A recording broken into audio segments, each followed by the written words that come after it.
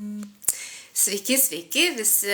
Kaipgi jūsų nuotaikos šiandien paskutinė rudens diena, o aš vėl ateinu pas jūs ir pakviesiu vėl Indrę.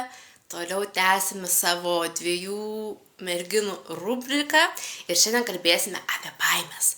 Tai ką, ieškau Indrės.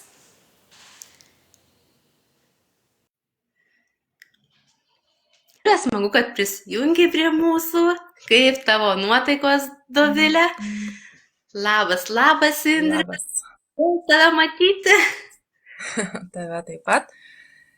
Tai ką, šiandien, mėlyjeji, kaip ir žadėjau, kalbėsime apie baimės.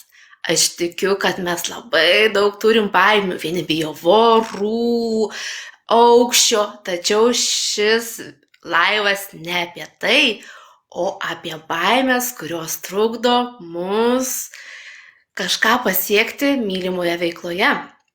Ir Indrė, tikiu, ir tu pradžioje turėjai tokių labai nesmagių baimių, aš irgi turėjau. Ir kai bendraujam su komandos narėmis, bendraujam su merginomis, kurios domisi veikla, girdžiu aš tą vieną tokį patį, tokią baimę, kad o ką kiti pasakys. Indrė, esi susidūrusi? Taip, būtent ir mes, kaip Živilė ir minėjo, šiandien kalbam apie tokias baimės, su kuriamis susidurėm tik pradėję arba jau kurį laiką dirbdami tinklės rinkodaros būtent kompanijoje. Ir tik norėčiau pabrėžti, kad visos tos kylančios baimės, apie kurias mes šiandien kalbėsim, tai yra tiesiog iš psichologinio pobūdžio, nes tikrai niekas nėra fiziško, tai yra viskas per mūsų mąstymą ir panašiai. Tai ką kiti pasakys, ta tokia baimė turbūt aplanko daugelį, nes vien jau ir tarkim, darant laivą mes susilaukiam kartais ir heiterių, bet jau mums tai nebėra taip aktualu, nes mes jau tą visą perėjom, tai aš irgi su tą baime, ką kiti pasakys, šiek tiek susidūriau, nors nebuvo man jinai tokia viena pagrindinių baimių, nes kažkaip eini savo keliu, darai ir kitų reikalas, ką jie ten galvoja ir ką daro, bet tikrai ir komandos narės susiduria, nes būna, kad labai susilaukia daug tų heiterių, ypač pradžioje, ir nežino, ką su jais daryti. Tai va ta tokia baimė, o va ką pasakys dabar čia mano Facebooko draugai, kad tu čia nesąmonėm užsiemi, kad tu čia kažkokia vėl va iš to nežinojimo, kažkokia afera įlindai, eik susiras normalų darbą ir panašiai. Tai aš tokių galbūt labai daug nesusilaukiau, bet keletą buvo, kad eik, susiras normalų darbą, nors man atrodo, kad normalesnį darbą už šitą veiklą sunku dabar būtų ir berasti. O kas tau pagrindė, ką kiti sakė? Nu va tokio keisto, kas dabar šiai dieną atrodo jau juokinga. Geras klausimas.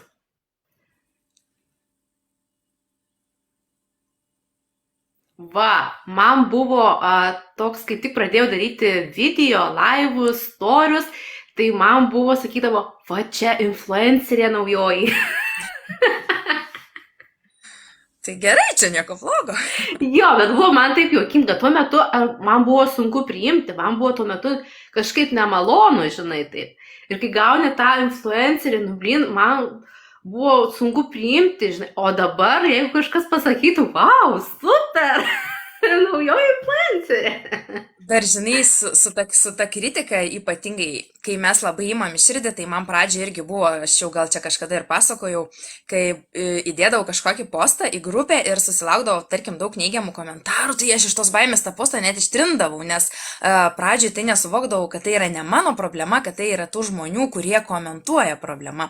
Ir dažniausiai jau šiai dienai, aš sakau, tie heiteriai, ačiū širdelės, tie heiteriai, jie dalinasi tuo, ko pilni patys ir to, ką jie turi. Jeigu pas juos labai daug negatyvo, jau labai daug kažko blogo gyvenime, jie ir tave drapsto tiesiog purvais, tuo negatyvu dalinasi, tai šiai dienai man jau jų yra gaila, nes, jie reiškia, neturi viduje kažko gražaus, kuo galėtų pasidalinti, palaikyti tave, galbūt kaip tik pamotyvuoti. Ir žinoma, aš nekalbu apie konstruktyvę kritiką, kuri yra žmonėms reikalinga, kurios dėka tu gali pasitemti kažką geriau padaryti, bet aš kalbu apie tokią kritiką, kuri, nu, pavyzdžiui, tu ten pristatai veiklą, pristatai produktą, o žmogus tavo išvaizdą ten, tarkim, kritikuoja, kur yra visai nesusiję. Tai aš visiems norėčiau palinkėti į tokius heiterius visiškai nekreipti dėmesio ir ką su jais tiesiog rekomenduojama padaryti, nu, tai užblokuoti, mes socialinėje erdvėje galim tą padaryti ir tada jie jūsų nebematys ir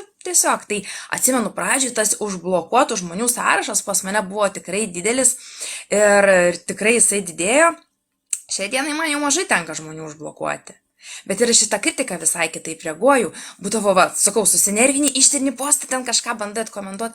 Dabar aš netgi dažnai būna, kad pakomentuoju, o ačiū už jūsų nuomonę. Ir tas žmogus nebeturi ką tau pasakyti. Nes tu nebetesi to negatyvo toliau. Ir čia dar labai atsiminiau gerą pavyzdį su tais heiteriais. Ir jeigu, tarkim, įsivaizduokit, jūs einat gatvę ir kažkoks piktas šuo ant jūsų loja. Tai mes nenusileidžiam iki to šuns lygio, mes nesiklaupiam ant keturių ir nepradedam atgal ant to šuns loti. Tai lygiai taip pat ir socialinėje erdvėje kažkas ant jūsų, žargoniškai tariant, stuma kažką tenais, bando jūs apšmeižti ar kažką, tai nereikia leisti su tokiu žmogum ir jam atgal tą sakyti, nes mes, įsivaizduokit, iki jo lygio tikrai nereikia nusileisti. Tai va, tų heiterių, sakau, pradžiai buvo daugiau, dabar jau aš juos nereaguoju ir visa tai ateina ne pirmą dieną, gal ne pirmą mėnesį, bet su patirtim.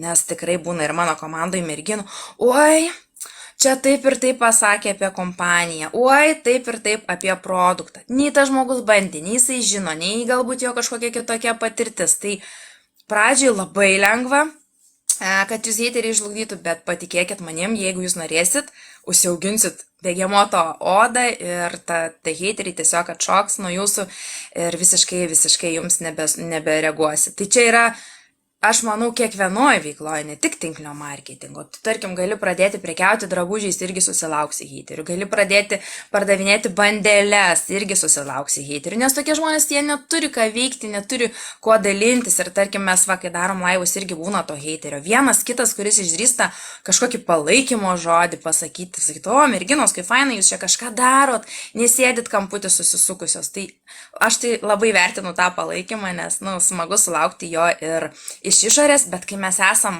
pačios viduj pilnos, jaučiam vertę, ką darom, tai tikrai nereikia ir tokio stipraus išorinio palaikymo, nes ta prasme smagu įgauti, bet jeigu jo negaunam, tai mūsų veiklos neįtakoja.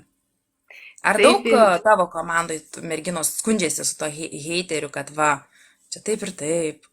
Oi, taip, patikėk, būna, kad ypač naujos, kurios jau pasirašiusios naujai, jos tie gauna ir būna išvadintos visokiais žodžiais nemaloniais. Buvo toks nutikimas, kai parašė mergina gyvenanti vienam mieste, o tikriausiai moteriai, kuri parašė, buvo, nežinau, ne ta koja atsikėlusi, ar kažkas susvaigė, nes, aš žinau, kur tu gyveni, ten kažkokį miestą, nors net netipo, tu esi tokia.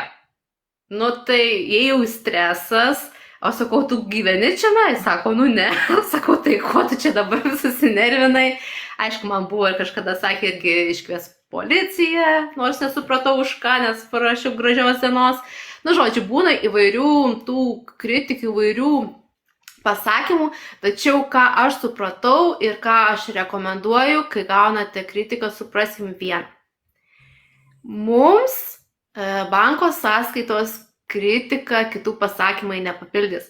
Ar jums rūpės kritika, ką kitas žmogus pasako, kad jūs keliausit su kompanija į kelionės, kur kompanija viskas sumokės. Kompanija padengs autobonusą. Vaikus leisite į būrelius ten, kur norit. Uždirbsit tokias sumas, ar jums tada rūpės, ką žmonės kalba, ką ten kritikuoja jūs? Aš tikiu, kad nerūpės. Tad jūs įsivaizduokite, kad jau tą turite ir pamirškite su žmonių kritiką. Tai ir dabar mes gauname ir tuose TikTokuose tas kritikas ir tuos mintis ir kartais aš paskaitau ir kaip dabar matau. Tai man, žinokit, man juoką kelia. Ir ačiū už tas pralinksminimus. Man, žinokite, pakeliat nuotaiką su savo tais visais įdomiais parašymais.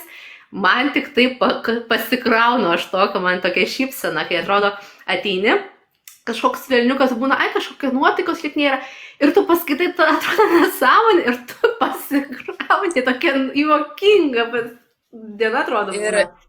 ir žinai dar ką aš pastebėjau, kad kartais tie žmonės tiesiog, nu tiesiog jie išsilieja, bet po to jie net kartais patys pergalvo, kad negražiai pasielgia, nes jeigu tu ypatingai su jais gražiai bendrauji, nenusileidai iki to lygio, kad šmeiž, ten kažką blogai atsakyt, tai man yra netgi buvo tokių situacijų, kad tarkim, laivo metu gauni kažkokio heiterio, vat tik tokią, o paskui gauni žinutę su atsiprašymu, kad nu čia aš atsiprašau, negražiai galbūt parašiau, nepagalvojau, tai tai va tiesiog būna ir žmonėm visokių dienų, va kaip tu sakai, gal netakoja išlipu iš lovos, gal dar tas dažnai būna, kad negatyvas perdodamas vieni kitiem, galbūt jį kažkas apšaukė darbe, jisai grįžo, va įsijungė socialinę mediją, ant ko daugiau įsiliesi nėra ant ko, tai davai tada ant tų žmonių, ant ko gali ko nepažįsti ir tau neskaudės.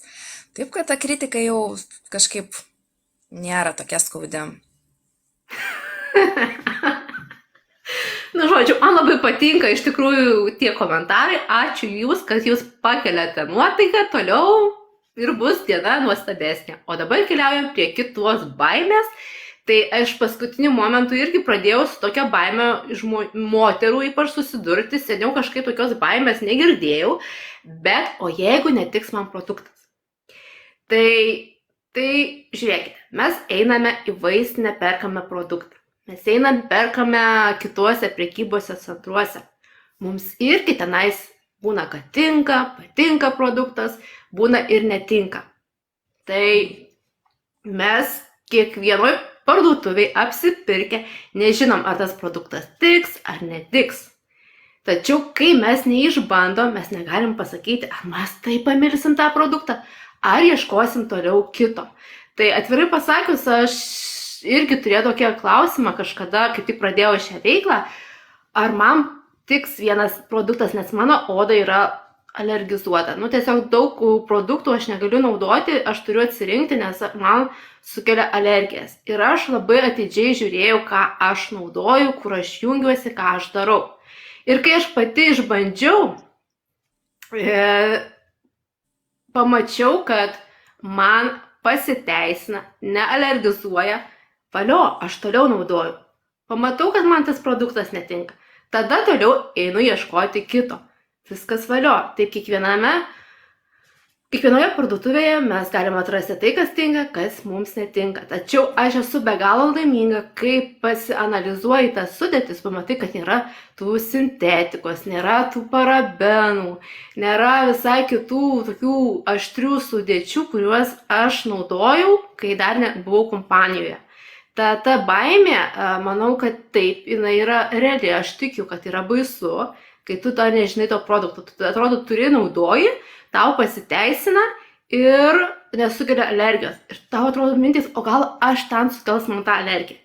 Bet kol tu nepabandysi, neišbandysi, negali teikti, kad man netiks, jau nusistatymas bus. Tad meskim tą nusistatymą, meskim tas baimės, drąsiai ieškokime tai, kas patinka ir galim tuo metu dalintis jau su aplinkiniais, kad va, aš turėjau nusistatymą, aš bijojau pabandyti, o štai aš atradau dar geresnį produktą, kuris man padėjo vienoje ar kitoje situacijoje. Indrė, ar tau tenka girdėti tokią baimę? Neteko, Nebent labai retai, nes galbūt dar būna, kad kai tu pats esi išbandęs tos produktus ir tais produktais tiki, tai kažkaip nepersiduoda tos baimės, kaip aš sakau. Ir jeigu žmogus yra alergiškas, jis dažniausiai vis tiek jau žino, kam jis turi tą alergiją ir visų produktų sudėtis, taigi nėra paslaptis. Mes galim prieš perkant dar ir tas sudėtis pastudijuoti. Aišku, viskas ateina per pabandymą. Aš pabandau ir, tarkim, mūsų kompanija turi labai daug produktų, daugiau negu 1500, tai tikrai nereiškia, kad visi produktai man turi tikti asmeniškai. Aš tiesiog juos atsirenku, tai taip pat ir klientai pasirenka pagal savo poreikį, pagal savo odą, pagal savo galimybės ir panašiai. Ir vat kaip tu paminėjai, man labai smagu, kad aš galiu jaustis labai gerai šitus produktus rekomenduodama kitiems, nes jų sudėtis mes dažnai nešam specialistams, tai va ir kirpėjams, ir kosmetologams. Ir jie patirinėja sudėtis, patvirtina, kad produktai tikrai yra saugus ir juos drąsiai galima naudoti, nes daugelis produktų netgi atitinka grožio salonuose naudojamos produktų sudėtis. Tai kai gauni tokį palaiminimą tikrai iš profesionalų, kurie ne tik paskaito etiketę, bet ir supranta, su kokiu sudėties produktas sąveikauja, kaip jisai veikia, ar jisai gali pakenkti ar negali, ar jis yra prie natūralesnių, ar jis yra sintetinis ir panašiai. Ir kai gauni tą patvirtinimą, tai kažkaip saugiai, drąsiai ir naudoji tą produktą. Ir žinai dar kas būna, jeigu mes, kai kalbam su klientu, mes jį konsultuojam, labai reikia tiksliai išsiaiškinti jo poreikius, kad tą produktą jam padėtum įsirinkti tinkamą. Ir dar kitas variantas, kodėl žmogus sako, būna taip, kad klientas sako, man neveikia, man nepadėjo. Ir kai tu pradedi klausinėti, kaip tu jį naudojai, ką darėjai su tuo produktu, dažnai išaiškėja, kad jis neteisingai jį naudojo. Ypatingai tai galioja su maisto papildais. Mes turim žinoti tam tikras taisyklės, kokias tarp vienų ir kitų papildų pertraukas daryti, kad ten negalima užgerti kava, kad jeigu naudom antibiotikus, tai tuo momentu tie vitaminai mums neveiks. Tai mes labai aiškiai turim suvokti, tiek patys įsiaiškinti, tiek savo klientams perteikti, kaip reikia tą produktą taisyklingai naudoti. Nes vien turėti produktą nepakanka, vien naudoti jį bet kaip irgi nepakanka. Jeigu mes naudosim kaip nurodyta, reguliariai pagal instrukcijas, tai tų tokių, kad produktas netiks, sulauksim labai mažai arba visai nesulauksim. Taip, Indre, man tas pats buvo su mūsų aloe kaukė plaukams, kai tik tai atsiradau, merginų rekomendacijas išgirdžiau, kokia faina, ir aš išbandžiau. Ir man, netinka, man plaukai kažkokie keisti. Ir aš atidėjau. Ir aš stebėjau tave, kaip tu rekomenduoji, kaip faina, galvoju, leisiu aš dar kartą, šansą tai kaukiai ir klausiu, kaip tu naudoji. Pasirodo, reikia ant šlapių plaukų, aš sausus darydavau, ir laukiu rezultato, o jo nėra. Su Živilė pastrigo, nežinau, ar jum girdisi jinai. Buvai truputį užstrigus, tai dabar, aš nežinau, ar kiti girdėjo ar ne, tai ką tu blogai darei su tą kaukę, gal pasidalink. Tai aš dėl tau jinai netiko, aš čia negirdėjom buvai. Ne ant šlapių plaukų dėjausi, kaip reikėtų, o tiesiog ant sausų ir palaikydavau, tada eidavau plauti. Man jokio rezultato nebuvo, dar atrodo baisesni plaukai. Ir kai matau, kai merginos dalinasi, kaip teisingai reikia, ir aš apsidžiaugiau, kad aš jiem daviau šansą, nes aš jau pamilau tą kaukę. Tai labai svarbu, ką naudojame ir klausyti tai, ką rekomenduoja, kaip reikia naudoti, nes būna, kai mes galvojame savo būdus, kaip aš naudosiu vieną ar kitą produktą. Kartais, žinok, būna, kad savi būdai ir pasiteisina, bet tada reikia pabandyti. Galbūt tau savas kažkoks būdas ir tikrai bus naudingas. Lygiai taip pat tarkim, mes visi žinom, kad plaukų kaukės mes netepam ant galvos odos, dedam tik ant plaukų. Bet, šitą būtent kaukę, apie kurią tu ir paminėjai, būtent aloe vera, kadangi yra natūrali ir aloe vera, tai mano klientams aš netgi buvau davus tokią rekomendaciją, kurių galvos oda buvo tokia labai sausa ir, net pleiskanojanti, tai taip, tada sakau, galite ištepti ir galvos odą palaikyti, nes tai yra visai kitokia kaukė negu įprastinė. Tai kažkam pasiteisina ir taip.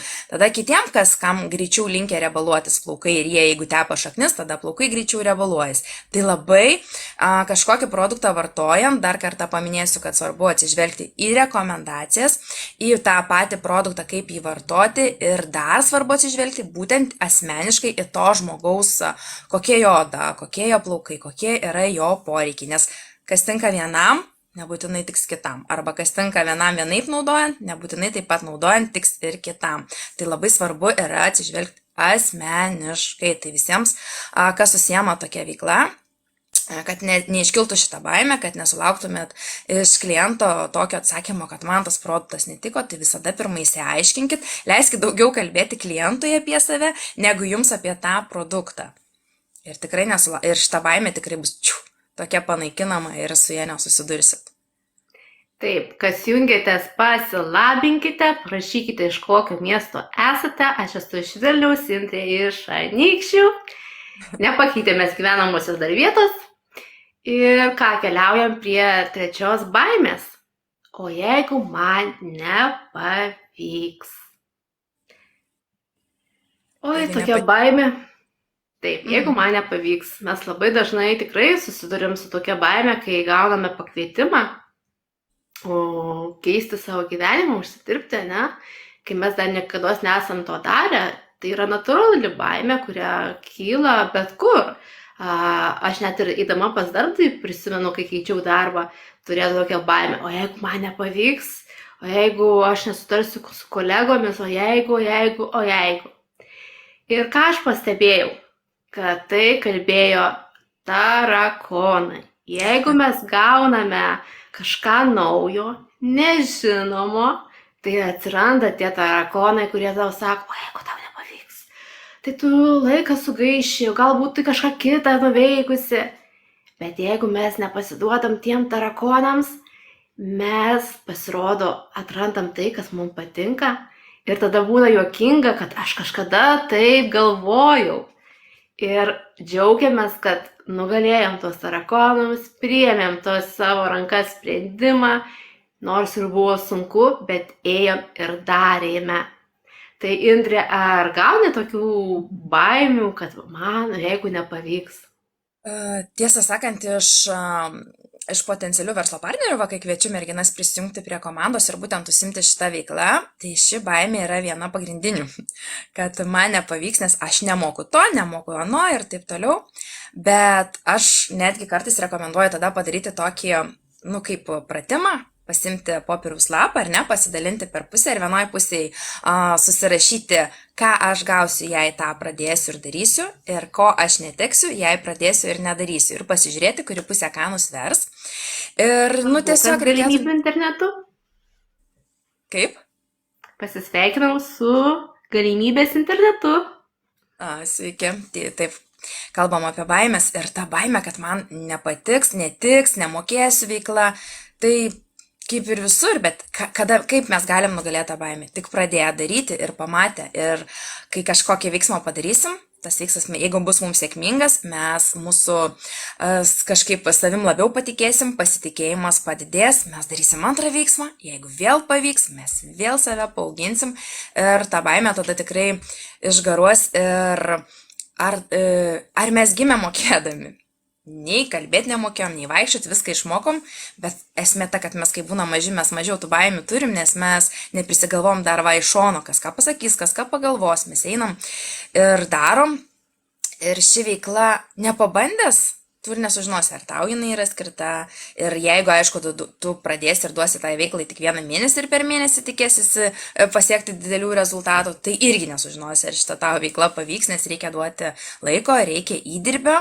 Ir dar vienas faktas, kurį visada pabrėžiu, tai jeigu mes žiūrėsim į tinklinės rinkodaros veiklą kaip į specialybę, tai žinoma, kad reikia jos išmokti, nes jeigu mes norim būti kirpėjais, mes mokinamės, ką kirpti, kaip, ką daryti ir panašiai, taip ir kiekvienam darbe mes nueinam ir gaunam apmokymus.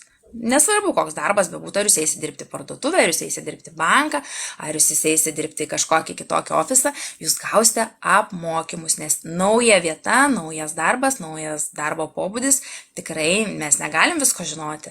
Tai taip ir čia mes einam per mokymus, įgyjam žinias, pritaikom žinias praktiškai ir tada stebim, kas mums pavyksta. Jeigu kas nepavyksta, mes dar gilinamės. Jeigu turim noro ir jeigu turim tikslą būtent su šia veikla, nebūtinai statyti kažkokį verslą, galbūt užsidirbti papildomai į mėnesį 100 eurų savo reikmėms arba nueiti pasilepinti masažą, jeigu nelieka mums iš pagrindinės veiklos. Tai reikia tik noro, o jeigu yra noras, tai yra vienas iš įrankių, tai yra viena iš galimybių tam norui įgyvendinti, tai reikia imti ir daryti. Taip, Indrė, svarbiausia imti ir daryti, o tada jau suprasime, ar norim, ar nenorim. Bet kas tik tai pabando, būna smagu, kad tęs ir sako, man teikia malonumą. Man irgi šita veikla labai teikia malonumą, aš kaifuoju, aš esu be galo laiminga, kad jau 2 metai ši veikla yra mano pagrindinė, atsisveikinau su darbdaviu ir jeigu būčiau taip mąsčius ir pasidavus tai baimė, o jeigu man nepavyks, kur aš dabar būčiau? Būčiau Dabar toliau kur buvai? nelaiminga, dirbčiau kažkokius darbus ir dabar aš mėgaujuosi gyvenimu, man labai gera ir kaifuoju tiesiog. Ir gera pažinti, susipažinti su naujomis žmonėmis, gera pažinti, aš dėkoju šiai veiklą, nes susipažinau su tavimi, susipažinau su kitomis merginomis ir taip gera gauti tą atgalinį ryšį. Tai iš tikrųjų meskim tas baimės, jeigu gauname žinutę, kad labas, gal tu nori atrasti mylimą veiklą ar užsidirbti, tai nesakykime, ne, tai ne man, aš ne. O imkim ir pabandykim. O gal tai bus tavo veikla. Dar matau, Indrė kažką nori pridurti. Taip, ir labai smagu stebėti, va būtent ir save, aišku, ir komandos merginas, kad ši veikla atneša daug daugiau negu jos tikėjosi, nes tai nėra tik finansinė kažkokia nauda. Mes gaunam daug daugiau kitų ir save ugdom, ir atsiskleidžiam kaip moteris, ir kūryba įsitraukia, ir pasitikėjimas savimi didinamas, ugdomas. Ir labai smagu stebėti, kai moteris atsiskleidžia, moteris pražįsta. Na, šiai dienai kalbu apie moterį, nes komandoje stipriai dirbančių vyrų neturiu. Tai dėl to kažkaip iš patirties būtent apie moteris, bet aišku ir vyrai, jeigu užsiema tuo, atranda save, atsiskleidžia ir tikrai tada pasiekia rezultatus. Taip kad daugiau pliusų yra negu tik tais eurai. Būtent jeigu Lietuvoje. Tai va, reikėtų atsižvelgti dar į tai, ką mes daugiau galime gauti iš tos veiklos, ką mes daugiau galim. Dar ir kokybiški produktai už gerą kainą. Galbūt tu užsiregistruot gali tik tai savo pirkti, nebūtina eiti pardavinėti, nebūtina kviesti į komandą. Kiekvienas mes renkamės, kuris variantas yra mums tinkamiausias ir kuris variantas mums asmeniškai atneša daugiau naudos. Ne taip, kaip visi daro, o taip, kaip mums reikia ir kaip mes, ką mes norim gauti iš tos veiklos. Tiesiog atsirenkam, prisitaikom savo ir stebim, kas mums tinka vienas, norim daugiau, imam daugiau, užtenka šito, darom tik šitą. Laisvė, pasirinkimo laisvė tiesiog. Taip. O ką, keliaujam prie kitos baimės. Sintė, ar gauni tokią baimę, kad jeigu iš manęs nieks nepirks? Aš net gaunu netokį pasakymą, jeigu iš manęs, aš dažniausiai gaunu tiesiog žmogus iš karto užsiblokuoja ir jis man rašo, ne, iš manęs nieks nepirks. Tiesiog iš karto. Jo, būna ir pas mane, kad jau nusistato iš karto.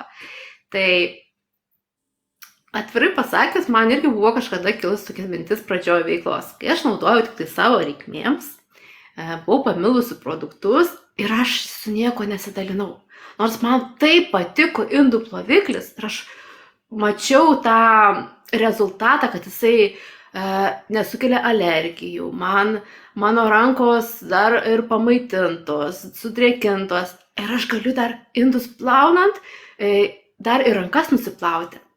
O ką, su feiriu to negalim, bet aš kažkodėl viską slėpiau ir galvojau, gal nusipirks feiriai, jiems viskas bus gerai. Ir aš buvau labai ilgą laiką tokio mąstymo, bet kai aš pradėjau dalintis rekomendacijomis ir atsirado vienas norintis, antras norintis, Živilė, kodėl tu anksčiau neparodėjai, o kiek jų tu laiko naudoji, ir supratau, kad pas mane buvo tie tarakonai, jeigu mes šiandien apie tarakonus tos kalbam, kurie mane stabdė nuo to rezultato, kurį aš galėjau įsidėti į kišenę, dar papildomai užsidirbti šalimais atlyginimo. Ir kai gaunu tą, kad iš manęs nepirks, man būna taip, kad aš pati praėjau tą etapą ir galiu kažką patarti žmogui. Taip, jeigu mes to produkto nesam bandę, mes tikrai sunkiai jį parduosime. O jeigu paklaus kažkokio klausimo, mes nežinosime, mes neišbandėm. Bet jeigu mes išbandome, pamilstame, turim savo istoriją ir tiesiog norisi dalinti su aplinkiniais. Ir va, kolegiai tada prireikia, draugiai prireikia, nes irgi tokią pačią problemą turi, ne?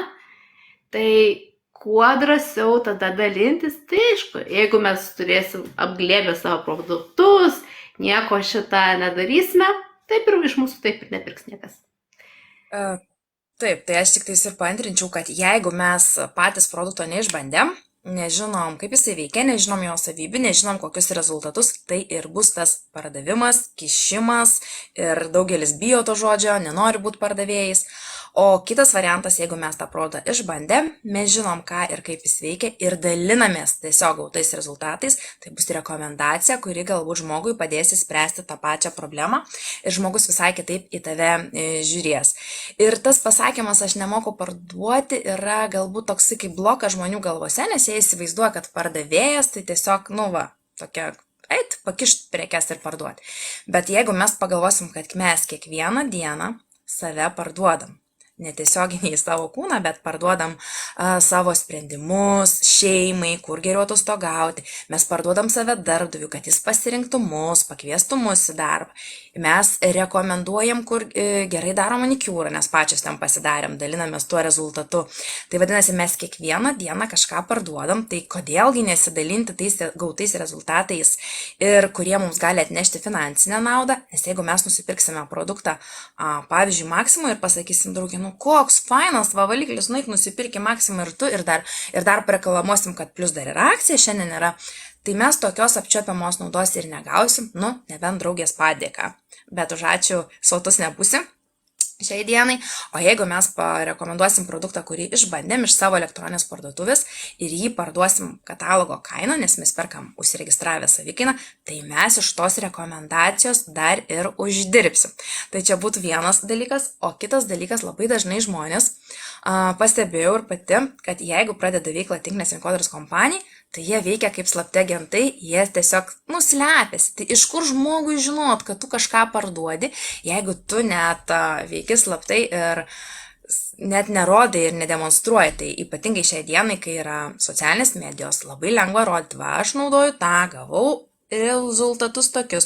Mano klientė naudoja tą, aš rodau klientės rezultatus, klientės atsiliepimus, tai reikia produktą, vienas iš dalykų, tai tą produktą reikia naudoti viešai ir nebūtinai socialiniai medijai, jeigu jūs einate į darbą ir ypatingai jeigu yra moterų kolektyvas, tai prie moterų galit lūpų blizgiai įsitraukti ir jeigu pasakys, o koks fainas, kur pirkai kažką, jūs jau turit rekomendacijų, jums nereikia pardavinėti, jūs ant savęs parodot. Tai mano patarimas būtų būtinai nebūti tais slaptais agentais ir rekomenduoti drąsiai rodyti produktus viešai, nes dar dažnai netgi būna, kad kai ieškai, kam parašyti žinutę, kam pasiūlyti, parašai, kad va, čia aš dirbu su tinklinės rinkodaros kompanija, galbūt tau būtų aktualus dirbti iš namų, gauni atsakymą, kad aš jau dirbu su tinklinės rinkodaros kompanija ir tada galvoju, nueini į jos profilį ir taip praskrolini, pasižiūri, nu nieko nėra, nei ką jinai daro, nei ką jinai naudoja, nei ką jinai rekomenduoja. Tai kaip žmogui žinoti, tai tokiu atveju žinoma, kad jūs nieko neparduosit. Tai va tokie du svarbus aspektai, naudojamas viešai ir neužsislaptinti. Taip, taip. Ką, keliaujam prie 5 baimės. Tai irgi, aš irgi turėjau tokią baimę, aš daugumą tikiu, kad turi, nes labai svarbu mums yra palaikymas. Ir kai sakom, kad, o jeigu manęs nepalaikys aplinkiniai, o jeigu nepalaikys mane vyras, tėvai, gal geriau tada aš nieko nedarysiu. O jeigu palaiko, jau tada atsiranda sparnai. Tačiau aš supratau vieną dalyką. Jeigu mes norim geresnio gyvenimo, jeigu mes norim turėti kažką geriau negu turim dabar ir mūsų aplinkiniai nepalaiko, mes turim eiti ir kovoti iki savo tikslo, iki savo svajonių. Beje, ir tada po kiek laiko, kai jie pamatys, kad jūs ką pasiekėt, jie arba eis šalia su jumis, arba sakys, vau, kokia tu šaunuolė, tau kaip pasisekė. Ir tada jau ir pasisekė, jau ir tas palaikymas ateina. Aišku, bus žmonių, kurie ir tada, kai jūs pasieksite, jums vis tiek nepalaikys, nes jie tiesiog pavydas, kad jie va čia tu pasiekė, o jie ten kažkur kamputyje vis dar sėdi. Tai tas nepalaikymas gali būti kaip tik tas varikliukas, eiti, siekti, daryti, nes jūsų gyvenimas, ne jūsų mamos, ne jūsų tėčiai, ne jūsų vyro, ne jūsų kolegės, ne jūsų sesės, ne jūsų draugės, bet yra jūsų gyvenimas. Ir aš tikiu, kad jeigu jums pasakytų, kad mm, nesivalykit dantų, nes aš nesivalau, tai abejoju, kad jūs eisite ir nesivalysit, nežinot, kad tai yra būtina higiena. Bet jeigu kažkaip mums, kai atrandam kažkokią veiklą, aplinkiniai pasako, tu nedarai, nes tai yra nesąmonė, mes kažkodėl paklausom ir negaudami to palaikymą viską metam. Tai eidami šioje veikloje jūs gausite palaikymo iš savo sponsorių, iš savo rėmėjų, iš savo komandos, iš savo aplinkinių nesukursite tą bendruomenę, kurie gausite tą palaikymą, tą tokį eik, daryk, tu gali, tau pasiseks. Ir tada užsiveda tas varikliukas ir tas patikėjimas, tu netiki manim, nepalaikai, nu ir gerai, o aš padarysiu. Indre, ar gauni tokių baimių? Pati jau nebejaučiu tokios baimės, aišku, nes vis tiek su laiku viskas praeina, bet tarp komandos narių tikrai susiduriu. Ir reikėtų čia galbūt dar pasižiūrėti, kodėl tas žmogus tavęs nepalaiko, ypač jeigu tai yra artimas žmogus, nes dažnai jie nori, nežinodami patys, kas kaip vyksta, nori tiesiog tave apsaugoti, nes galbūt bijo, kur tu čia eini, ką tu čia darai ir iš to nežinojimo. Tai vienas variantas, kitas dalykas, galbūt tavęs nepalaiko, jeigu tu jau 15 kompaniją pradėjai, vis keiti kaip koinės tas kompanijas ir sakai, va dabar, tai aš čia pasieksiu. Ir jau tam ten vyrui ar ten žmonai ar kažkam jau galvoja, jinai jau ten 15 kartą tą patį sako ir vėl kita kompanija. Tai galbūt dar ir dėl to nepalaiko, nes tada kitas variantas, kaip tu, Živilė, ir minėjai, mums kad siektume savo tikslų, kad siektume savo svajonių, kažkoks palaikymas mums netgi nėra būtinas. Jeigu mes tikim tuo, ką darom, tikim produktu, tai čia toksai kaip pavyzdys galėtų būti, jeigu mes mylim ir mylim savo vaikus ir mums kažkas pasako, tavo vaikas negražus, tai įsivaizduojat, kaip užsiplėskia moteris, nes jas, iš karto pačios prieštarauja, nes jis savo vaikus myli. Ir jos vaikas joms pats gražiausias. Tai čia lygiai ir taip pat yra su kompanija. Jeigu mes tą kompaniją jau esame įsimylėję ir mes tikim tos kompanijos galimybėmis, tikim naudojam tos kompanijos produktais, tai kad ir ką mums išmeištų, sakytų apie tą kompaniją ar produktą, mes eitume ir darytume ir to išorinio palaikymo mums nereikia. Kitas variantas, kiek tenka susidurti, kai moteris pačios dar nėra stiprios ir savim pasitikinčios, tai joms reikia to išorinio palaikymo, kad jos jaustų, kad kažką gerai daro. O kai jos pačios yra iš savęs jau stiprios, paaugusios, galbūt ir saviugdą pradėjusios domėtis, tai jom išorinio palaikymo nereikia, nes jos daro tą, ką jaučia, jau turi daryti. Ir dar pasidalinsiu vieną istoriją iš mūsų kompanijos lyderis, kuris šiai dienai yra stipriausia Lietuvoje. Tai pradžioje vyras netgi iki skyrybų, ir ką tu čia darai, užsiemi nesąmonėm, eik iš namų, o šiai dienai, kai jos ten milžiniški pinigai tikrai po 100 000 į mėnesį uždirba, vyras jau yra rankinuką panešioja ir jau visur, ir net jau atsiprašė už tai, kad jos nepalaikė. Tai kitas dalykas, jeigu tu nori sulaukti palaikymo iš savo šeimos nario, ypatingai artimo, tai parodyk rezultatus, vat grįžti ir sakai, šiandien pardaviau tą ir tą, pažiūrėk, aš į šeimos biudžetą jau įnešu 20-50 eurų. Tu jau turi rezultatus ir jau po truputį tas palaikymas gali atsirasti. Kitas variantas dar būna, kad ar ten draugai, ar kažkas tavęs nepalaiko iš pavydo, nes tu kažką darai, tau kažkas, jeigu jau ir pradeda sektis, o jie toj pačioj vietoj sėdi, murkdosi, nieko nedaro ir tada, kaip jie tave palaikys, jeigu jiem patiem tenais, atsiprašant, šikna gyvenime ir jie net nenori jos pakelti ir pajudinti. Tai toks palaikymas ir tau tikrai nėra būtinas. Ir dar pastebėk, kokie žmonės tave nepalaiko. Ar tie, kurie yra kažką turintis savo ir jau pasiekė, jie visada palaikys, jie tave paskatins, sakys, žiūrėk, ir man tai buvo, aš pradėjau lygiai nuo to pačio, pažiūrėk, ką dabar turiu. Ar tie žmonės tave smugdys ir nepalaikys, kurie gyvenime patys nieko nedaro, nieko neturi ir nieko nesiekia. Tai dar atsižvelk ir tai. Tokia būtų mano toks patarimas, kad būk pilna savim, būk viduj pilna tikėjimu, eik ir daryk ir tau nereikės palaikymo ir tu nekreipsi dėmesio, kas tave tempia žemyn. Nors žinau, daug moterų ir mano komanda iš pradžių nuo vyro slapta darydavo veiklą, slapta gaudavo prekes, slapta kažką kurdavo, net užblokuodavo Facebook'e, kad nematytų. Šiai dienai jos jau yra šiek tiek kitoks požiūris, nes požiūris su laiku keičiasi, kai gaunami rezultatai, tai keičiasi ir vyrų požiūris į moterį. Ir galų gale, ko tiem vyram bambėti, kai moteris susiema mylimą veiklą, kai jinai sužydi, kai jinai nebeturi laiko ant to vyro bambėti, kad tu vėliau grįžai iš darbo, aš čia tavęs laukiau. Jinai užsiema savo veiklą ir pati nepastebi, kaip tas laikas pralėkė ir nereikalauja iš vyro atsiskaitimų, nes pati turi veiklos.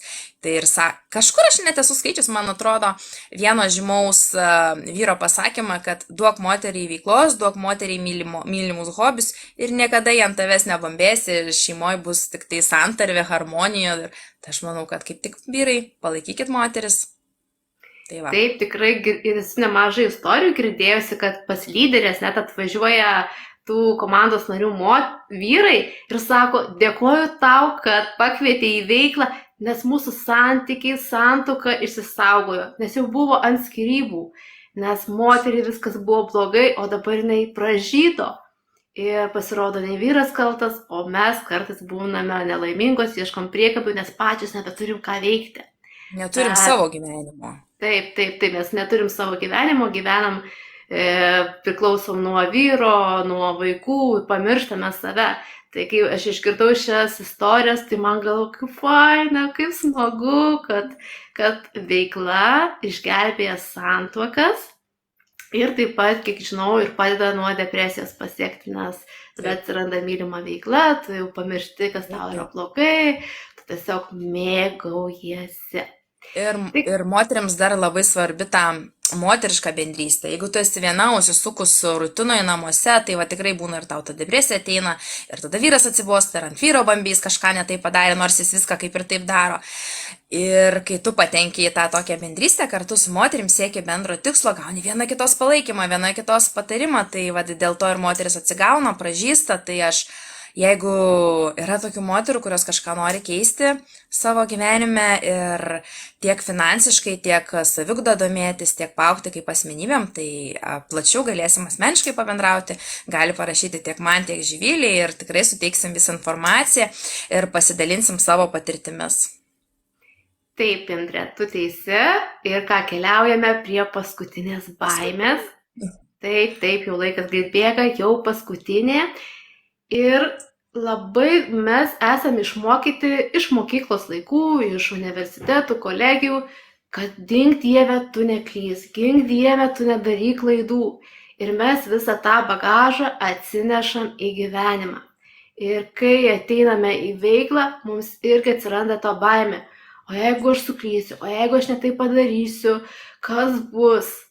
Tad aš labai džiaugiuosi, kad aš irgi visą to išlaisvėjau, nes man irgi atrodė, kad aš to nemoku, aš neteisingai padarysiu, kaip čia viskas bus. Tačiau tu supranti, kad kas buvo dėkta mokykloje, šioje veikloje yra kaip tik pliusas. Kuo daugiau klaidų, tuo daugiau pamokų. Tu tada žinai, ko nedaryti, tu gali tuo metu patarti komandos narėm, kad aš pa šitą dariau ir man buvo blogai, šitą nedaryk, daryk pa šitaip, kad greičiau žmogus pakiltų. Ir tas klydimas tai yra tikrai ir vertingas, ir auginantis, mokantis, ir laiminga, kad aš patiriu dabar tų klaidų ir aš iš jų mokausi. Aš manau, kad tai yra visą gyvenimą. Bet jeigu mes užsisklęsim savyje, kad aš neteisingai kažką padariau, aš jau viskas nedarysiu, tai ir mes būsime ten, kur esame dabar. Tačiau jeigu išmoksime tą pamoką, jos nekartosime, eisime toliau ir pasieksim tai, ką norim. Ar gauni tas tokias baimės, ar turėjau pati tą klydimo baimę? Gaunu, nes žmogus galvoja, aš dabar čia, o gal aš žmogui ne taip tą produktą pristatysiu, suklysiu, o gal aš kažkaip darydama tenais kažkokį video ne taip padarysiu, bet kada mes galim išmokti? Tik darydami klaidas, per darymą, ir jeigu bijosim suklysti, tai mes nieko nedarysim, nes neklysta tie, būtent, kurie nieko nedaro. Ir vat, kaip Živilė paminėjo mokykloje, tai netgi tas sindromas yra būtent raudonojo tušinuko sindromas apie tas klaidas, tai vat trumpai apie tą. Mokytojai ištaiso mūsų, tarkim, testą, kur raudonai mes matom, kur blogai padarom ir į ką mes koncentruojamės. Ne į tą, kad 15, pavyzdžiui, klausimų atsakėm teisingai, save pagiriam valio, mes koncentruojamės į tuos 5, kur padarėm klaidą. Tai taip pat ir bet kuriame gyvenimo srityje, nebūtinai veikloje, būtent su tinklinės rinkodaros kompanija, čia galioja apskritai visose. Iš klaidų mes mokomės, tai turim daryti, klysti ir mokintis ir koncentruotis ne į tai, ką padarau blogai, bet ir per tas klaidas, ką išmokstu ir padarau gerai. Ir kai mes pradėsim koncentruotis į tai, ką mes turim gero, į tai, ką mes gero padarom, mes tą ir pritrauksim. Jeigu mes koncentruosimės tik į tai, kas yra blogai, tik į tai, kur padarom klaidas, mes tą ir pritrauksim. Tai mūsų mintis, patikėkit, labai yra galingas įrankis ir juo reikia naudotis, taip kad metam tą raudono tušinuko. Nu va, šį kartą Indrė užstrigo.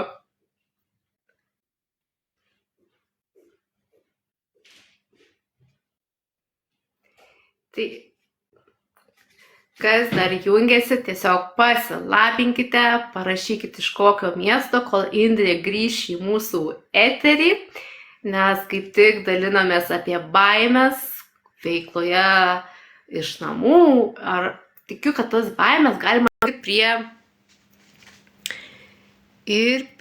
tuoj pakviesim dar kartą Indrę.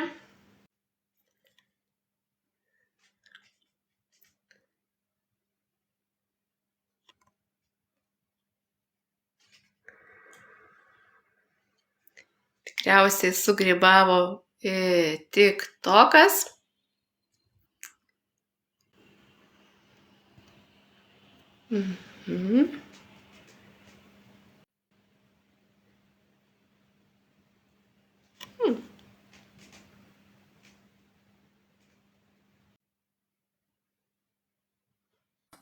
Živilė sugrįžo į eterį, aš jau žmonėm pasakiau, kad mes pasakėm visas baimės ir tas baimės, jeigu jūs išbrauksit iš savo gyvenimo, eliminuosit, tai bet kurioje srityje jums bus daug lengviau pasiekti rezultatus. Ir čia kalbam ne tik apie tinklinės rinkodaros kompanijas, bet ir apie kiekvieną gyvenimo sritį.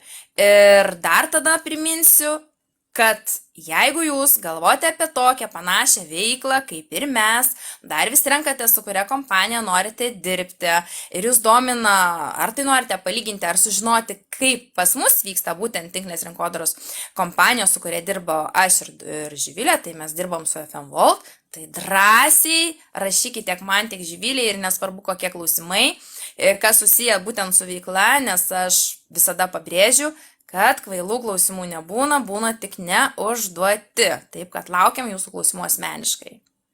Taip, ir taip pat kviečiame mus pasiekti, kas dar nesekate. Mes tikrai dalinamės aktualią informaciją apie produktus, apie galimybės ir dar kitą svarbę. Tada nepraleisite mūsų daromų live, kiekvieną savaitę mes darome, bendraujame aktualią temą. Ir jeigu tikrai ieškote galimybių, norite kažką pakeisti savo gyvenime, tiek Indrai, tiek man parašykite ir mes visą tai aptarsime. Kaip tik artėja nauji metai, pats metas imtis kažko naujo, išbandyti kažką, atrasti kažką. Tai mes labai laukiam jūsų naujoje veikloje. Taip pat galite mums padėti su temomis, jeigu yra kažkokia aktuali tema, ar tai apie FM Vault kompanijos produktus, ar tai apie galimybės dar kažkurioje srityje, ar kažkokį klausimą iš saviugdos, ar kaip dirbti su tinklinės rinkodaros kompanija, galite parašyti mums asmeniškai ir mes būtinai padarysime laivą ir jūsų parinktą temą.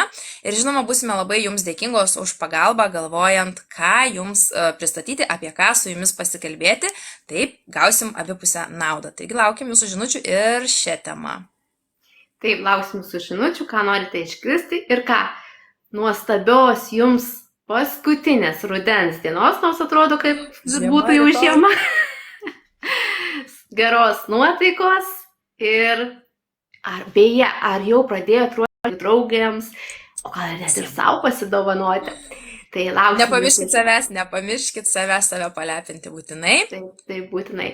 Tai ką, nuostabios dienos ir iki kitos savaitės. Ate. Iki.